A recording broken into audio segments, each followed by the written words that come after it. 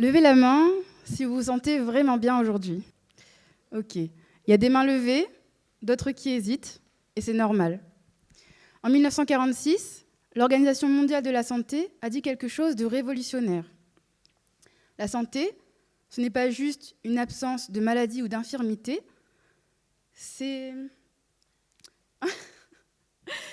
un état complet de bien-être physique, mental et social.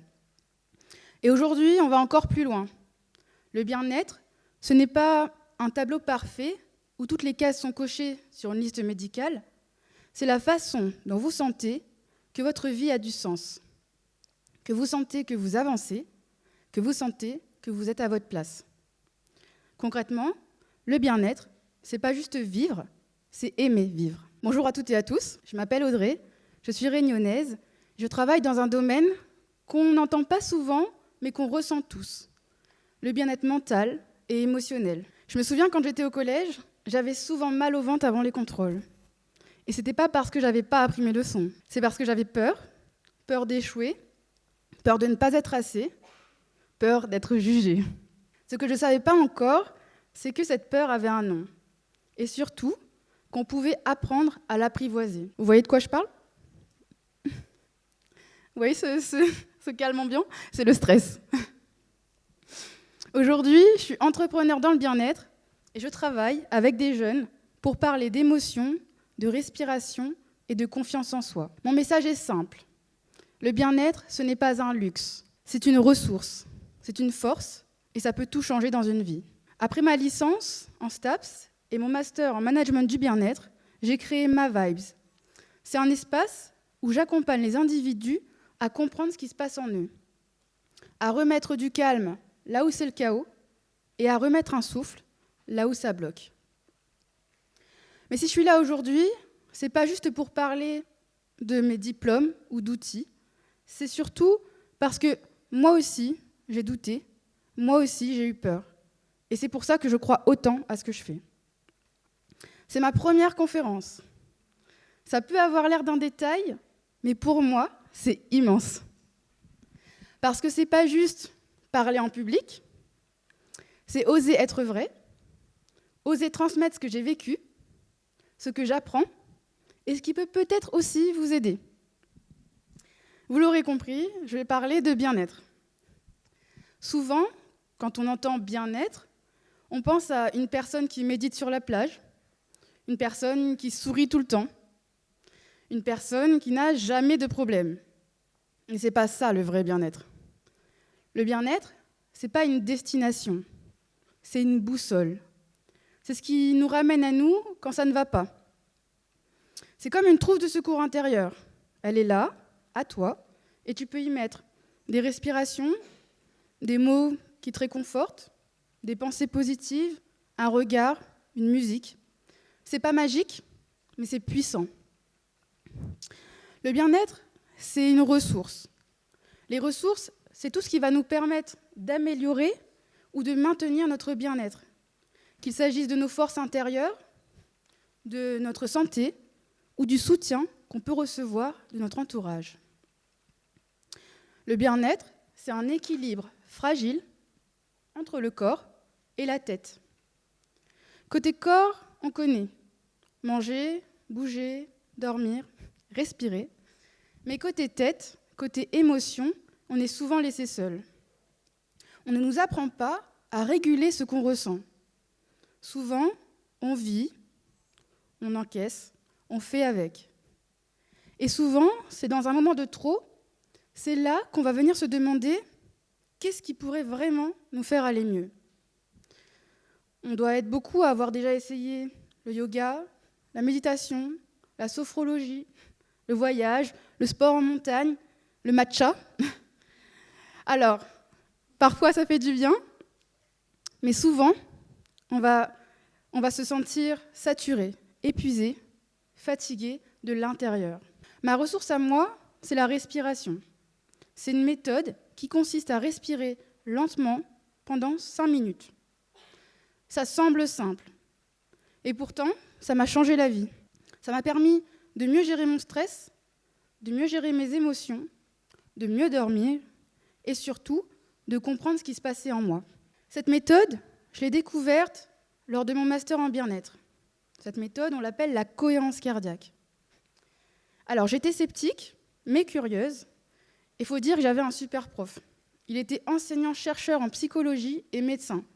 Il ne pouvait pas raconter n'importe quoi. Alors, j'ai observé et j'ai testé. 5 minutes d'inspiration. 5 minutes d'expiration. Ça fait du bien. 3 fois par jour, pendant 5 minutes. C'est ce qu'il disait. Il nous avait fourni des petits capteurs qu'on relie à nos téléphones et qui mesuraient notre fréquence cardiaque. La fréquence cardiaque, c'est ce qu'on voit à l'hôpital quand on est relié à la machine. Alors, j'ai testé et quelque chose s'est passé. Mon corps s'est posé, ma tête a commencé à se dégager et mon rythme cardiaque a ralenti. J'ai appris après que cette méthode, cette respiration, agit sur le système nerveux autonome. C'est celui qui régule les émotions, le stress, le sommeil, la digestion. En gros, tout ce que notre corps subit sans comprendre. Aujourd'hui, c'est l'un des outils les plus puissants que j'enseigne. Et j'ai créé mon propre emploi, enseigner la gestion des émotions à travers la cohérence cardiaque. Et quand un jeune de 9 ans me dit en séance « Audrey, attends un instant, je vais respirer avant de répondre parce que je suis trop en colère », là je me dis « Je tiens quelque chose ». Alors je ne vais pas vous l'apprendre aujourd'hui, cette méthode, parce que cet outil, il est simple, accessible, gratuit. Vous pourrez plus tard aller l'essayer. Maintenant, j'aimerais parler d'un sujet qui m'a longtemps paralysée. La confiance en soi. La confiance en soi se définit en psychologie comme la croyance qu'un individu a en sa capacité à réussir et à atteindre ses objectifs dans une situation donnée et même en présence d'incertitudes ou de défis. Elle se construit à travers les expériences, l'apprentissage et la répétition d'actions réussies. Quand j'ai voulu ouvrir ma boîte à La Réunion, je n'étais pas sûre de moi. Je me disais, suis-je légitime ? Suis-je assez experte ? Qui va écouter une jeune femme qui parle d'émotion et de respiration ? Pourtant, c'est en essayant un atelier, puis un deuxième, puis un troisième, que j'ai compris que ça fonctionnait. C'est le sourire des jeunes qui m'a fait continuer et comprendre que j'avais juste eu peur. Mais j'ai osé. On croit souvent à tort que la confiance, c'est un cadeau qu'on reçoit à la naissance. Mais c'est faux. La confiance, ce n'est pas quelque chose qu'on a. C'est quelque chose qu'on fait. C'est un processus, une habitude. C'est un muscle qui se travaille. La confiance en soi, ce n'est pas « je suis sûre de moi, je vais réussir ». La vraie confiance, c'est « je ne suis pas sûre de moi, mais j'y vais quand même ». Et je dois vous dire une chose, même moi, qui suis là aujourd'hui devant vous, j'ai encore le cœur qui bat très fort avant une prise de parole. La différence, c'est qu'aujourd'hui, je sais respirer avec ce cœur-là. Je sais pourquoi il bat. Il bat parce que je suis vivante, et il bat encore plus vite parce que je suis en train d'oser. Et oser, c'est déjà être très courageux. La confiance en soi, c'est donc la capacité à croire qu'on peut faire quelque chose, même si on n'a pas encore toutes les réponses, même si on a déjà échoué une fois.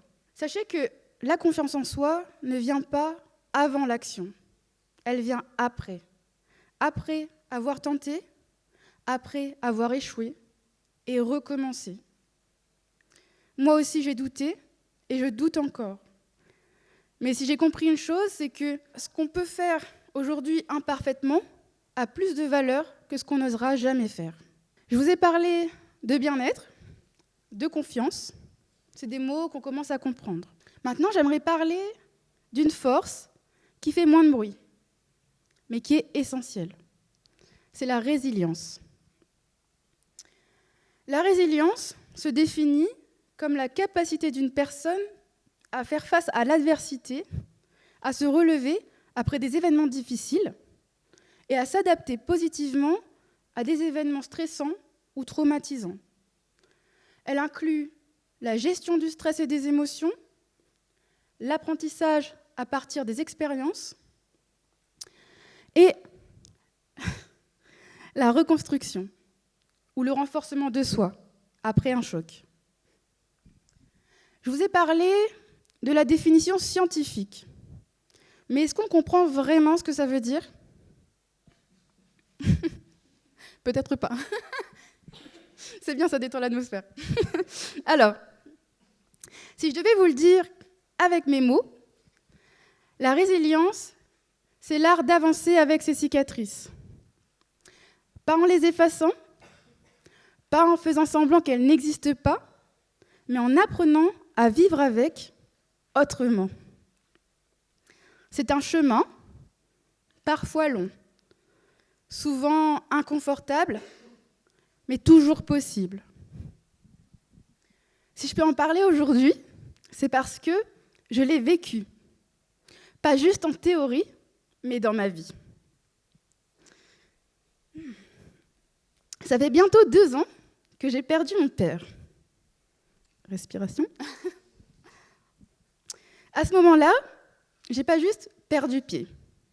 J'ai perdu tous mes repères. Tout ce que j'enseignais, tout ce que je transmettais, tout ça n'avait plus de sens. Je me suis dit, si je n'ai même pas su aider mon propre père, alors à quoi ça sert ce que je fais ? Je me suis posé 1000 questions. Est-ce que j'aurais pu faire plus ? Est-ce que ce que je fais a vraiment du sens ? Est-ce que j'ai échoué ? Mes doutes m'ont fait tout arrêter. J'ai fermé ma boîte et je ne vais pas vous mentir, j'ai touché le fond. Et au fond, il n'y avait pas de trampoline. Spoiler alerte. Mais ce qui est beau avec le fond, c'est que parfois, ça peut devenir un point d'appui. Un endroit où se dire « Ok, j'ai mal. Ok, je suis en miettes. Mais je vais avancer quand même. » Parce que pour la première fois, je ne pouvais pas réparer. Je ne pouvais pas comprendre. Je devais juste traverser. Et c'est ça que j'ai fait. Pas toute seule, grâce à mon entourage, et aussi grâce à ce que j'enseigne aux autres, que j'ai fini par m'appliquer à moi-même. Même si j'aurais préféré que ça reste théorique. La résilience, c'est une décision, c'est une répétition, c'est une réinvention. J'ai réouvert ma boîte, après avoir longtemps travaillé sur moi-même. J'ai repris des couleurs et je suis là, aujourd'hui, devant vous, à parler, alors que je pensais ne plus jamais en avoir la force. La résilience, c'est apprendre à danser sous la pluie, même quand on déteste la météo. C'est tomber, pleurer, râler, manger des chips devant des séries nulles et quand même, le lendemain, se dire « un pas aujourd'hui, juste un ». Mais je le fais. La résilience, c'est aussi accepter de changer, parce que j'ai changé. Je tremble intérieurement, et je pleure beaucoup plus souvent. J'ai aussi plus de cheveux blancs. Alors j'aurais préféré que ma sagesse s'exprime autrement, mais la vie a ses façons bien à elle de nous montrer qu'on avance. Sachez que vous n'avez pas besoin d'être parfait pour oser. Aujourd'hui, avec vous, j'ai pu explorer à quel point la confiance en soi peut nous permettre de montrer que les émotions ne font pas de nous des personnes fragiles, mais plutôt des individus vrais qui partagent pour aider. Je tiens à remercier Run to Youth de nous permettre aujourd'hui de mettre des mots sur la santé mentale, parce que souvent, les mots peuvent tout changer. Alors pour finir, j'aimerais vous dire, n'attendez pas d'être parfait pour oser. Vous pouvez continuer à avancer, même si vous n'allez pas super bien. Je vous remercie beaucoup de m'avoir écouté. Retenez que le bien-être, la résilience, la confiance en soi, ce n'est pas des super pouvoirs. C'est des gestes, c'est des pas, c'est des redémarrages. Sur ce, je vous souhaite de passer une bonne journée et de vibrer intensément tout au long des petits discours qu'il y aura.